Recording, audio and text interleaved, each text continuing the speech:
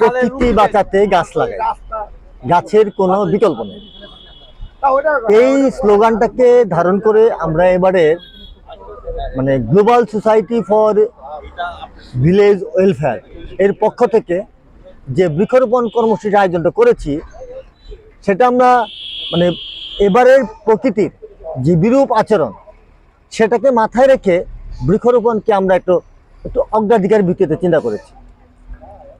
তো পৃথিবীর ফুসফুস হচ্ছে বন, বনের মূল উপাদান হচ্ছে গাছ। অর্থাৎ গাছকে যদি অধিক পরিমাণে রোপণ করতে না পারি, পৃথিবীর ফুসফুস দুর্বল হবে।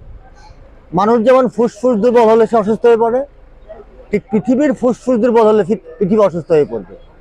তার একটু একটু নমুনা বোধে আমরা দেখতে পাচ্ছি প্রকৃতির এলোমেলা আচরণ, এই যে অধিক পরিমাণ নদী ভাঙন,